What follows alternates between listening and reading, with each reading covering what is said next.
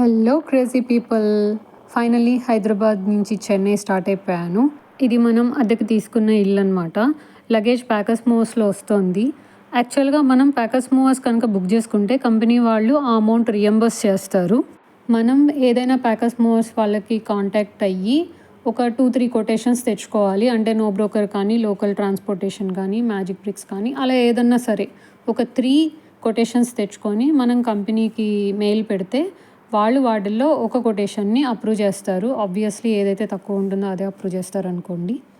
Once మనం pay చేసినాక వాళ్ళు ఇచ్చే రిసిప్ట్ మళ్ళీ కంపెనీ వాళ్ళకి సబ్మిట్ చేస్తే ఆ అమౌంట్ మనకి రియంబర్స్ చేస్తారనమాట. మనం జాయిన్ అవుతున్న పొజిషన్ని బట్టి రియంబర్స్మెంట్ అమౌంట్ ఉంటుంది. మేనేజర్ పొజిషన్లో జాయిన్ అయ్యే వాళ్ళకి 50,000 వరకు రియంబర్స్మెంట్ ప్లస్ 10,000 ఎక్స్ట్రా వెహికల్ ట్రాన్స్పోర్టేషన్కి కూడా ఇస్తా అని చెప్పారు. ఫైనల్లీ లగేజ్ వచ్చేసింది.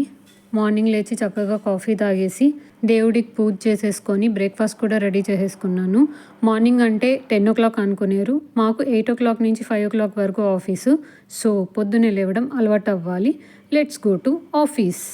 స్కూల్ వదలగానే గ్రౌండ్కి వెళ్ళేటప్పుడు, ఆఫీస్ అవగానే ఇంటికి వెళ్ళేటప్పుడు ఆనందమే వేరబ్బా. ఆఫీస్ అయిపోయింది. యాక్చువల్గా మన ఇంటి దగ్గర నరసింహస్వామి టెంపుల్ ఒకటి ఉంది, అది చూడ్డానికి వెళ్ళాను అనమాట. ఇంకొక న్యూస్ కూడా మీతో షేర్ చేసుకోవాలి, అది తొందరలోనే షేర్ చేసుకుంటాను. ప్రస్తుతానికి మాత్రం సీక్రెట్.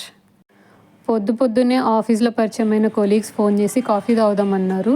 ఇది స్పెషల్ కాఫీ అట, బెల్లంతో చేస్తారు, చాలా బాగుంది. అండ్ చాలామందికి ఎసిడిటీ ప్రాబ్లం ఉంటుంది కదా, వాళ్ళు పొద్దున్నే బెల్లం రిలేటెడ్ ప్రోడక్ట్ ఏదైనా తీసుకుంటే ఎసిడిటీ ఇష్యూస్ రాకుండా ఉంటాయి.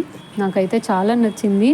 ఇన్ఫ్యాక్ట్ చెప్పాలంటే చెన్నైలో ఉన్నంత డ్యూరేషను మార్నింగ్ ఈవినింగ్ ఈ కాఫీ తాగుతూనే ఉన్నాను అనమాట. అంత నచ్చింది.